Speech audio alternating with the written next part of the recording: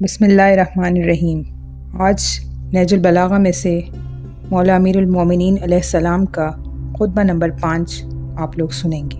جب رسول اللہ صلی اللہ علیہ وآلہ وسلم نے دنیا سے رحلت فرمائی تو عباس اور ابو سفیان ابن حرب نے آپ سے عرض کیا کہ ہم آپ کی بیعت کرنا چاہتے ہیں، جس پر حضرت نے فرمایا، اے لوگو، فتنہ و فساد کی موجوں کو نجات کی کشتیوں سے چیر کر اپنے کو نکال لے جاؤ، تفرقہ و انتشار کی راہوں سے اپنا رخ موڑ لو، فخر و مباحات کے تاج اتار ڈالو۔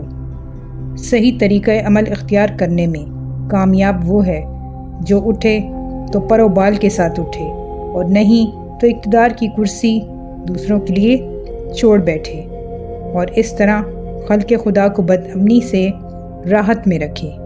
اس وقت طلب خلافت کے لیے کھڑا ہونا یہ ایک گندلا پانی اور ایسا لقمہ ہے جو کھانے والے کے گلوگیر ہو کر رہے گا۔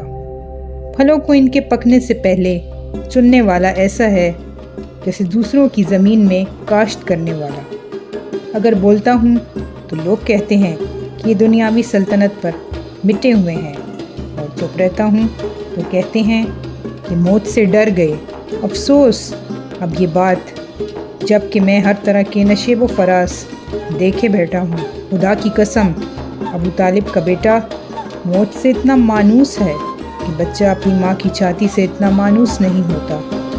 البتہ ایک علم پوشیدہ میرے سینے کی تہوں میں لپٹا ہوا ہے کہ اسے ظاہر کر دوں تو تم اسی طرح پیچ و تاب کھانے لگو گے جس طرح گہرے کنوؤں میں رسیاں لرزتی اور پھر تھرتھراتی ہیں۔